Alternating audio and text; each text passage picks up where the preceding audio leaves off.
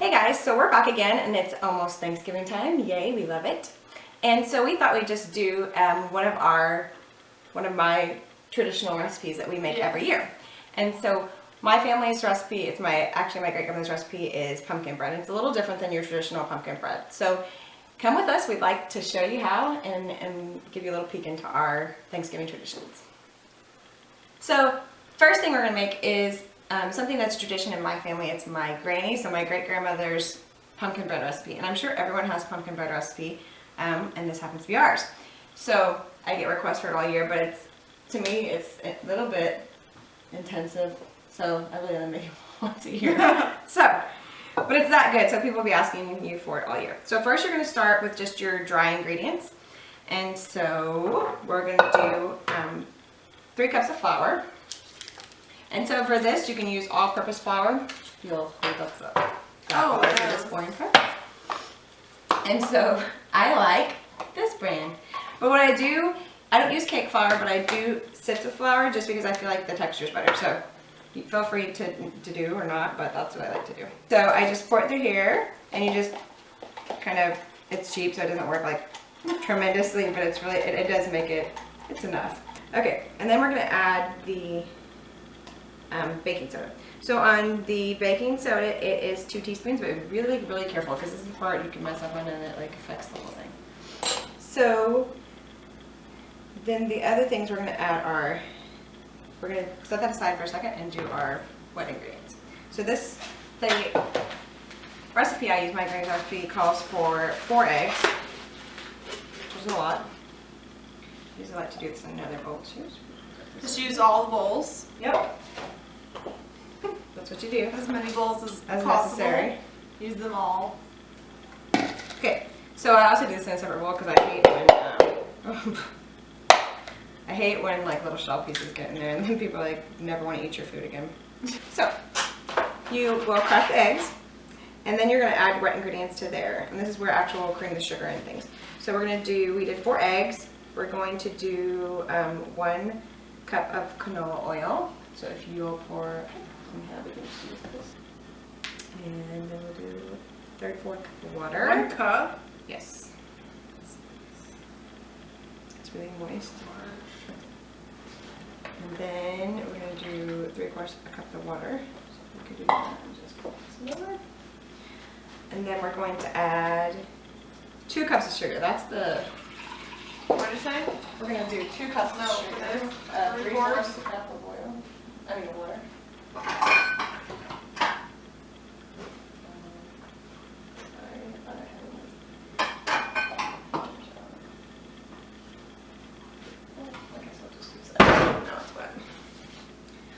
Three-fourths cup of water.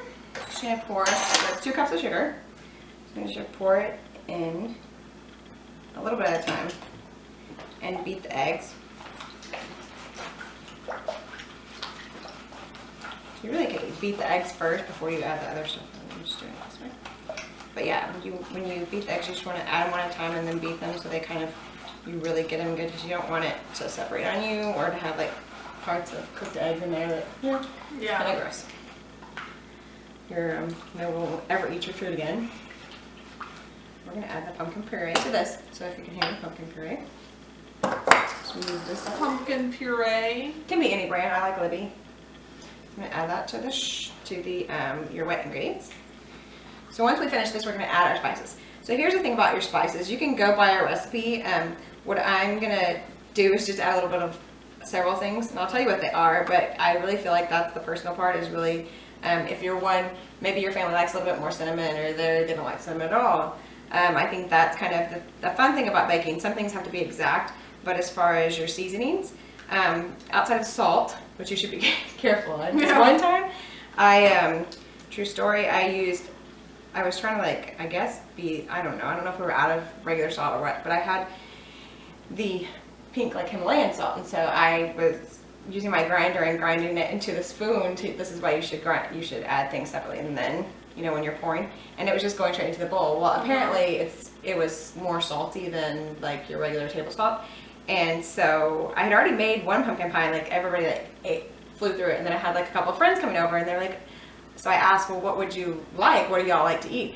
And they're like, oh, as long as you have pumpkin pie. And I was like, oh, well, we don't have any pumpkins. So I like raced to put this other one together. Did the salt, and it was like hot coming out of the oven when they showed up. And they're all excited to eat it, and they like bite into it. And I haven't like test tasted it, and they're like trying to like not make faces. And I'm like, is it good? And they're like, yeah, it's a little salty, but it's good. And I was like, oh, I tasted it. It was terrible. And they ate like the whole thing, and I felt really bad, like, because they had to pretend and eat the whole thing in front of me, and I didn't know. So be careful on the salt. But outside of that, you really can do the seasonings to how you like. So this is what we're gonna do. As far as the salt, I think it's just I'm gonna look at the recipe for that, but half a teaspoon. But the other stuff I'm just going to eyeball. So I do ground nutmeg. I like nutmeg. All right, and then I don't know. It's background noise. Okay, the vanilla, please. So it doesn't really matter what brand of vanilla you have.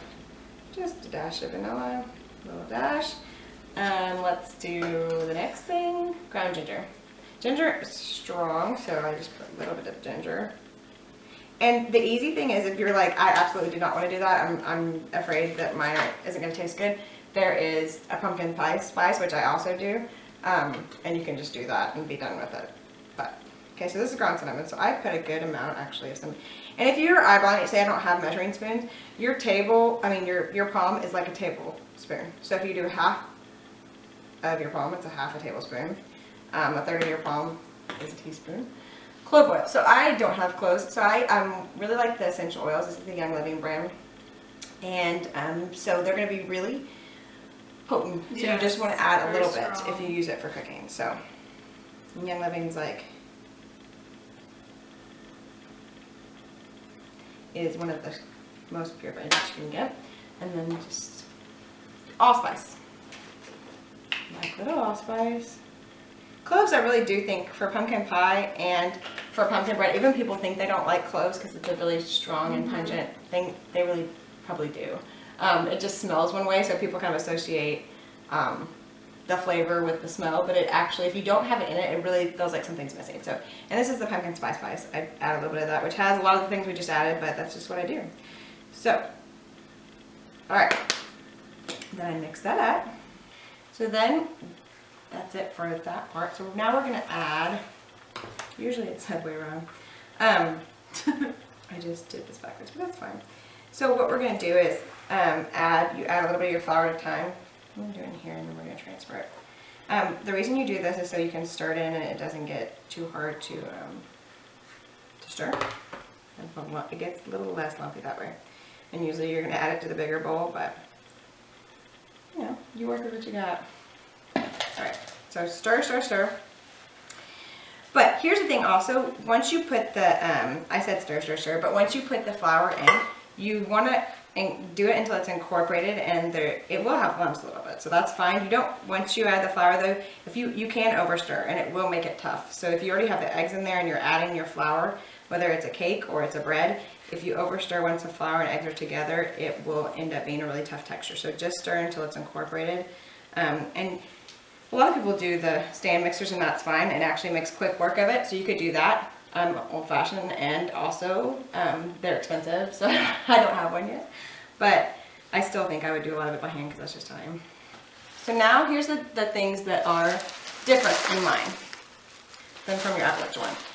I am going to put nuts, but what I'm going to do is pour it into the pans and then I put nuts because I have family members that are that have nut allergies. So I'm not going to add that yet, but the one thing that I do add that I love is Reese's peanut butter chips. Just to incorporate that, again, not over stirring. And then we're going to add it to the pans. So this is just like a baking spray that has a little bit of flour in it, so it doesn't stick to the side. You can either do that or you can just use like a regular pan. And then the magic happens. Just kidding. And there's the wrong nozzle. It seams. And then we're just going to get a little, and you only want to do it about 2/3 full because it will rise.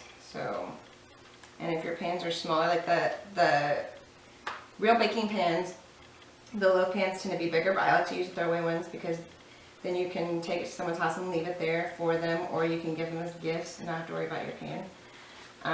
So you may have more. If you're doing 2 regular big loaf pans, it's only going to do 2 if it's like your regular at-home size. But these, it does 3 or 4, so just beware of that. So just kind of do it evenly. But if it gets to be too, just don't overfill it, because it really will overflow in your oven and make a mess. Alright, so done with that. So now is where I'm just going to add nuts to a couple of them, and then okay, a fresh napkin, and not to the one for my sweet nephews, stinky nephews that are allergic to trees. They're allergic to tree nuts. So you can use pecans, or you can use, I'm going to crush these a little bit, or you can use walnuts. So I'm going to use both actually. Little mixed nuts. Just kind of crumble up. You don't want anybody biting into like a whole pecan or nut. Pecan. Yeah, about that. And then we're going to stir them in. Like I said, usually you would do that to the bowl. So if your whole family or whoever is going to be eating the bread enjoys nuts and is not allergic, you can just put it in the bowl before you pour them in. But you grab that one, and then we're just going to take it to the oven, and so we'll show you what it looks like in just a second. So you're going to put it in the oven. We leave it there for about 45 minutes on 375, but I'm going to check it because every oven is different. And so I like to put, well, they're not over here, but I just to get the toothpicks and kind of poke it little so you can tell if it's baked. If it comes out clean, then it's done. And I actually try to get it a little bit before it's done because it'll continue to cook in the aluminum once you take it out. And nobody wants overdone or over dry pumpkin bread. So we'll check on it, and then the Magic of TV we'll show you in just a minute. Okay, so they're done. Smells delicious. And this is what it should look like. It's hot, so I can't hold it. So just crusted bread on the top. This is one of our favorite family recipes. We'd love to hear what yours is, and we wish you a very happy Thanksgiving.